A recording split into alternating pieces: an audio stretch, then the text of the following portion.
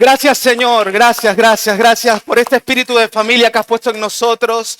Recién cantábamos que Él resucita a los muertos, que donde había tumbas todo florece, y eso ha hecho con nuestras vidas. Estábamos muertos en nuestros delitos, en nuestros pecados, pero Él nos rescató. Él nos rescató y estamos aquí, nos ha dado propósito. Ha puesto una familia, la mejor familia, la familia espiritual que tenemos. Ha puesto hoy en este tiempo un espíritu de familia y sabemos que somos hermanos. Tenemos un Padre que nos ama y somos hijos. Y como hijos, el Señor también quiere que andemos como hijos. Así que cuando me preparaba, cuando me informaron de que tenía que estar aquí enfrente, le pedí a Dios, ¿no es cierto?, dirección. Y fue confirmándome y hasta este momento lo que vamos a compartir o vamos a meditar es Santiago.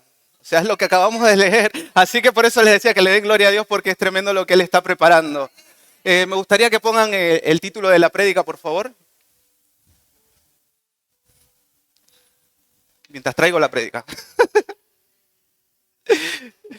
Bueno, pueden tomar asiento, el Señor les bendiga.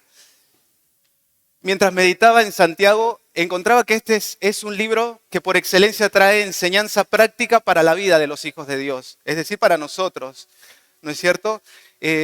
Vamos a encontrar, son solo 5 capítulos. Y toca muchos temas. Toca temas como la sabiduría, acerca de las pruebas, de cómo usar esa sabiduría en medio de las pruebas. Habla de la lengua también, muy importante. Acerca de la sabiduría para poder hablar también como corresponde a los hijos de Dios, justamente para caminar y hablar como hijos de Dios, ¿no es cierto? Habla de la paciencia también. Es un libro que empieza hablando de la paciencia y el último versículo también habla de la paciencia. Así que me gustaría que empecemos y miren la forma en que empieza Santiago cuando se presenta en el capítulo 1, versículo 2. Hermanos míos, es una carta de un hermano adulto crecido que nos da un consejo o varios consejos a nosotros como hijos que queremos crecer también en el camino, ¿no es cierto? Y dice, capítulo 1, versículo 2. Hermanos míos, tened por sumo gozo cuando os halléis en diversas pruebas, sabiendo que la prueba de vuestra fe produce paciencia. Mas tenga la paciencia su obra completa para que seáis perfectos y cabales sin que os falte cosa alguna. Bien, yo leía esta palabra y primeramente me confrontaba a mí y me llevaba a tomar decisiones a mí antes de poder pararme o decirle o compartir a alguien. Y decía, wow, Señor, dice, tened por sumo gozo cuando os halléis en diversas pruebas. Y viendo mi experiencia, mi realidad, muchas veces cuando estamos en pruebas, dificultades, lo que menos experimentamos es gozo, ¿no? Pero qué bueno que es la palabra de Dios que nos da completa la idea o la versión para que podamos pasar este tiempo de prueba. Porque la palabra dice que, sabiendo que la prueba de vuestra fe produce paciencia, es decir, que estas pruebas, estas tribulaciones o dificultades tienen un propósito. Nada es sin propósito en el camino del Señor. Entonces, cuando viene el momento de la prueba y yo entiendo que al final de la prueba hay un fruto y ese fruto es la paciencia, vale la pena soportar ese tiempo.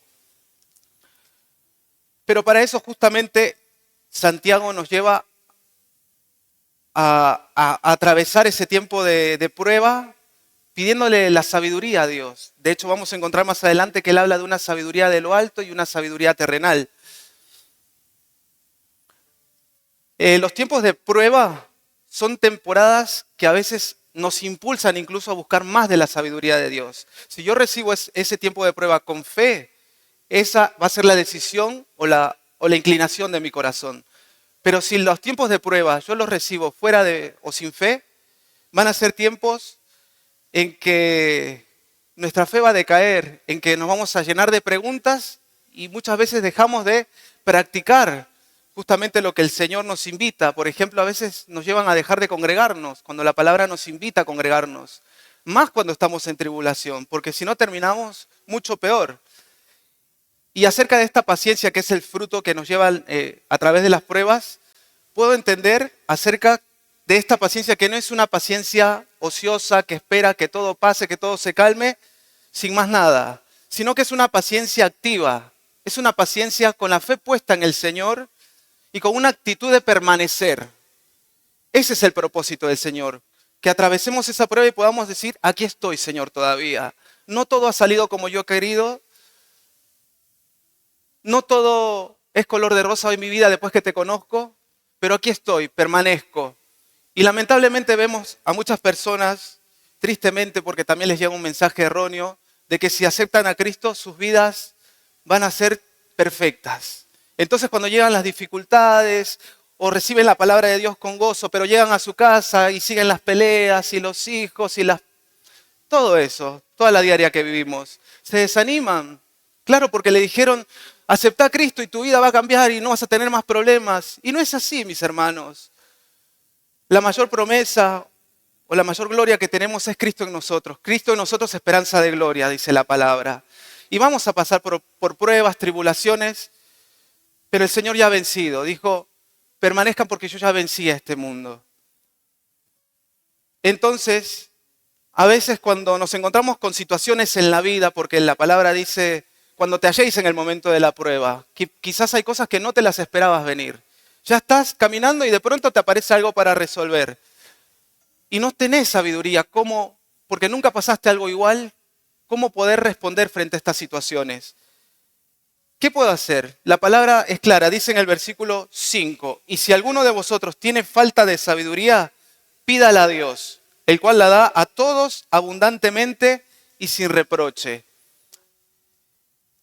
Me gusta que el Señor nos invita, dice, pídala a Dios. ¿Y cómo Él la da? Abundantemente y sin reproche.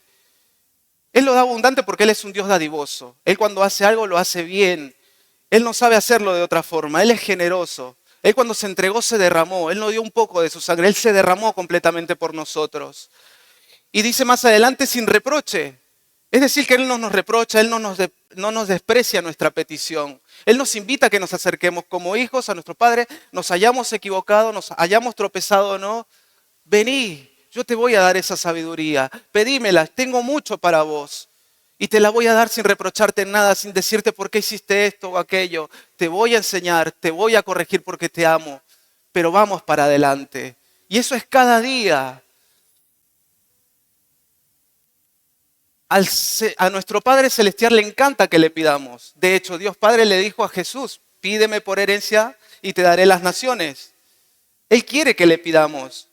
Así que podemos venir delante de Él sin temor y sin ninguna duda de que Él va a estar dándonos esta sabiduría que necesitamos. Pero hay algo también, dice, el que pida, pida con fe, no dudando nada, porque el que duda es semejante a la onda del mar, que es arrastrada por el viento y echada de una parte a la otra. No piense, pues, quien tal haga que recibirá cosa alguna del Señor. El hombre de doble ánimo es inconstante en todos sus caminos. La manera de pedirle a Dios es por fe. Sabemos que lo hemos recibido por fe, este camino por fe y para fe. Sea lo que sea que tenga que ver con las cosas del reino, con las cosas celestiales, siempre son con fe. La palabra compara al hombre que duda o al que pide sin fe como una ola de mar. Y una ola de mar es inestable. Una ola de mar, un día o una temporada, está así la vida todo para arriba y de pronto viene la prueba y desapareció, no se ve. Y todo el tiempo es así. Y además habla de que no es así solamente en su relación con Dios. Es así en su relación con su familia, en su trabajo. Dice, el hombre de doble ánimo es inconstante en todos sus caminos. Y meditaba en esto que dice de doble ánimo. Doble ánimo es una persona de dos almas. Podríamos decir que es aquel cristiano que tiene un alma con una mirada puesta en las cosas del cielo y otra en las cosas terrenales. Y es bueno meditar y a veces parar un poco y decir en qué estoy enfocándome en esta vida. El Señor quiere que avance, que prospere, que crezca, que forme mi familia. Claro, es el diseño de Dios, es lo que estamos hablando, estamos viendo. Pero la relación más importante en la que yo me debo de ocupar es en mi relación con Dios. La relación más importante en la que yo debo de invertir mi tiempo es en Dios. Muchas veces decimos no tengo tiempo y no es que no tenemos tiempo, no nos ocupamos porque cuando queremos algo o cuando queremos a alguien, hay tiempo para esa persona. Hay días en los que habrán 5 minutos, pero hay días que pueden haber 15, 20 o hay días que se te pasa y no sabes cómo se te fue la hora por pasar el tiempo con esa persona que tú quieres o que tú amas. Lo mismo debería significar nuestra relación con el Señor. pareciera una utopía, algo que no es posible, eso es religiosidad. Pero lejos de eso, es una relación. El Señor sabe, el Señor conoce nuestros tiempos también. Hay quienes nos acercamos quizás a las 6 de la tarde, otros a las 3 de la mañana. Hemos visto, ¿no?, los diferentes horarios mientras orábamos justamente por este campamento. Y esa oración tiene respuesta. Yo veo que tiene respuesta porque hasta acá el Señor nos ha acompañado, ha puesto cada detalle en su lugar y nos va a seguir sorprendiendo. Amén. Ahora, esta sabiduría no es cualquier sabiduría de la que tenemos que hablar. Me impresiona que Santiago habla de dos clases de sabiduría. Vamos a ver en Santiago 3, versículo 17 primero. Esta primera sabiduría dice que es, pero la sabiduría que es de lo alto es primeramente pura, después pacífica, amable, benigna, llena de misericordia y de buenos frutos. Esa es la sabiduría que viene de Dios. Es, como decía hace un rato, es su naturaleza, es su carácter. Todo lo bueno, todo lo honesto, todo eso es la naturaleza de Dios. Pero por otro lado vamos a ver en el mismo capítulo, pero en el verso anterior, verso 16, dice, porque donde hay celos y contención, allí hay perturbación y toda obra perversa. En el 15, porque esta sabiduría no es la que desciende de lo alto, sino terrenal, animal y diabólica. Wow, yo no sé si alguna vez leyeron este texto, pero yo cuando lo leí, que seguramente lo habré leído antes, pero cuando lo leí con esa dedicación y pidiéndole al Señor sabiduría, descubro que hay dos sabidurías. Y claro, ahí lo relaciono, ¿no? Vemos en el mundo actual esta sabiduría de alguna forma en donde la ciencia avanza, la tecnología, ahora hay inteligencia artificial, la medicina. Pero cuando vemos que avanza esa sabiduría, vemos también que el hombre cada vez está más corrompido, hay más maldad. Entonces es bueno discernir, ¿no es cierto?, estas dos sabidurías.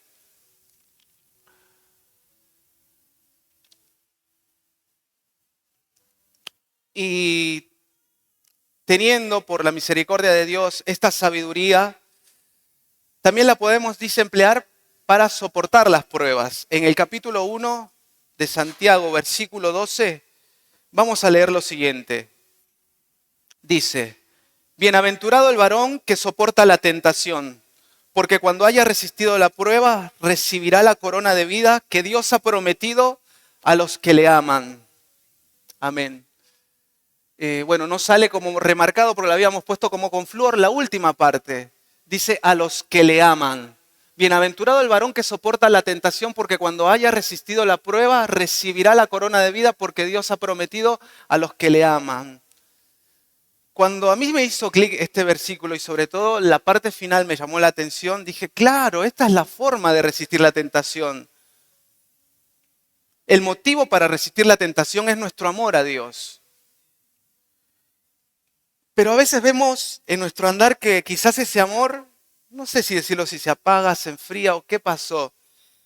Pero a veces vemos en el mismo culto una misma palabra, la misma alabanza, adoración y diferentes reacciones. Y uno se pregunta, ¿qué pasó? Yo no hice que pongan el versículo de Juan 3:16 porque creo que ya lo sabemos de memoria y seguramente es el versículo más citado. Porque de tal manera amó Dios al mundo que ha dado a su Hijo unigénito para que todo aquel que crea tenga vida. De tal manera amó Dios al mundo. Y quizás lo hemos escuchado tantas veces y parezca el versículo, y de hecho es un versículo tan hermoso, pero de escucharlo y de decirlo tantas veces quizás se nos ha hecho común, se nos ha hecho normal y hemos dejado de enfocarnos en ese amor. Y yo decía, Señor, si el motivo para vencer la tentación en todo tiempo es mi amor por ti, yo quiero tenerlo presente cada día. Y el Señor me llevó a Isaías 53, en donde nos muestra detalladamente quizás un poquito más una parte, o no sé si todo lo que el Señor padeció, porque seguramente fueron más cosas, pero lo que las palabras podían expresar está escrito aquí. Isaías 53, del 2 al 5 vamos a leer en esta ocasión.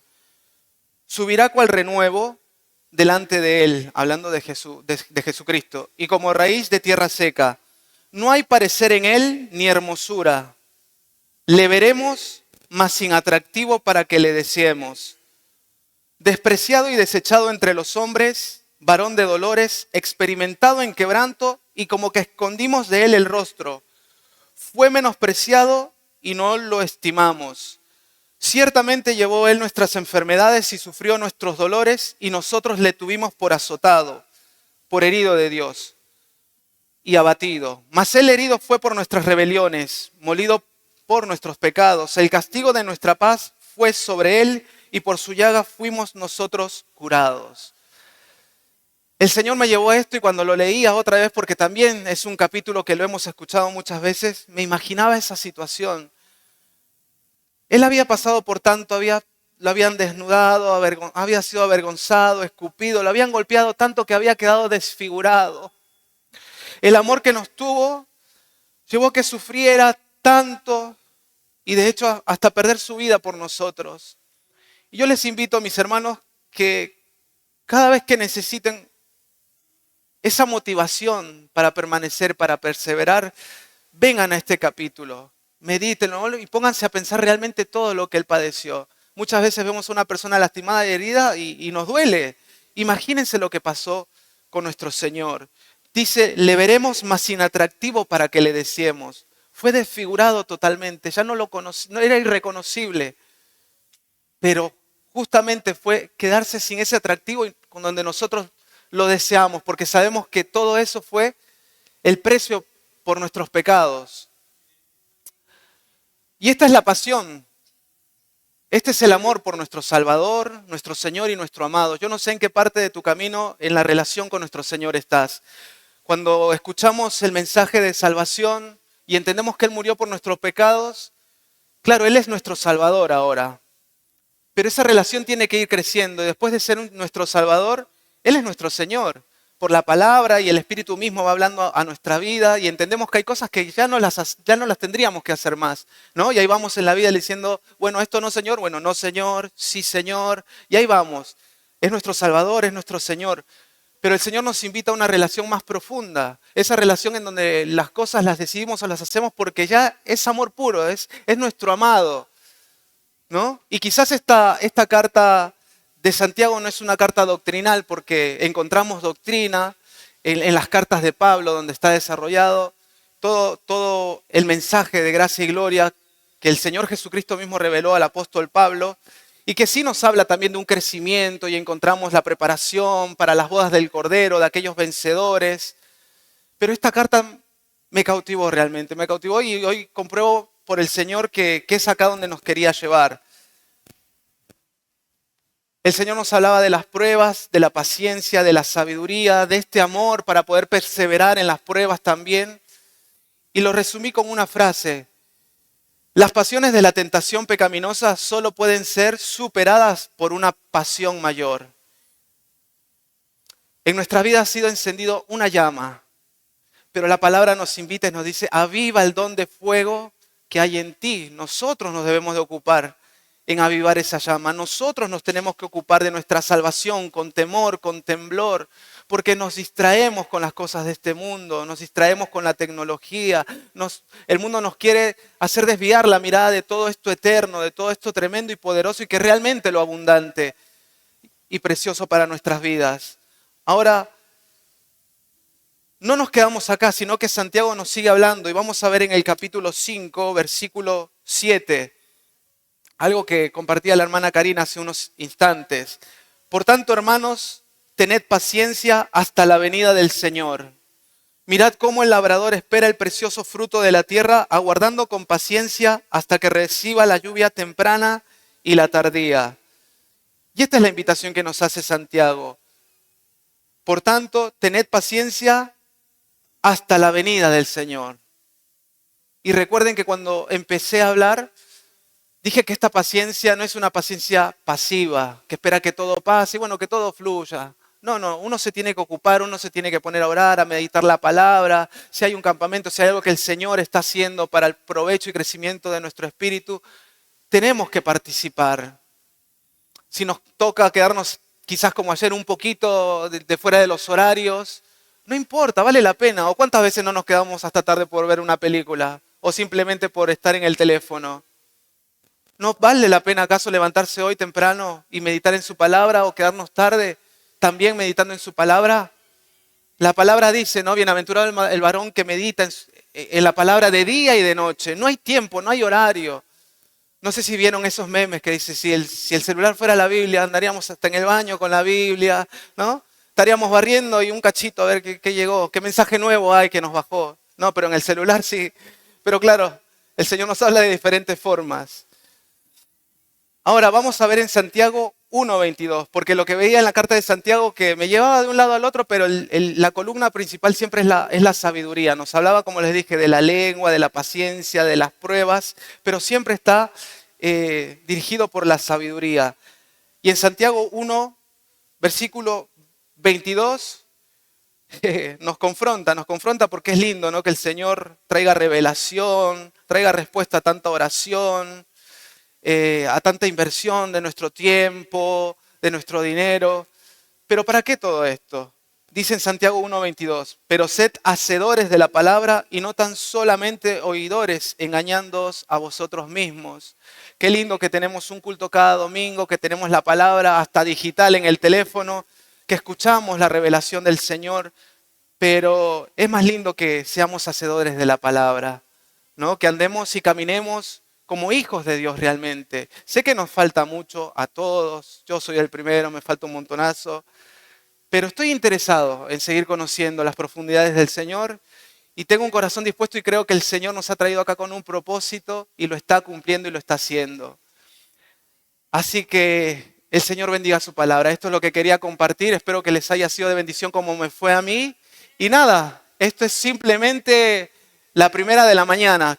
Queda la tarde, la noche y queda más gloria del Señor para nosotros. Amén.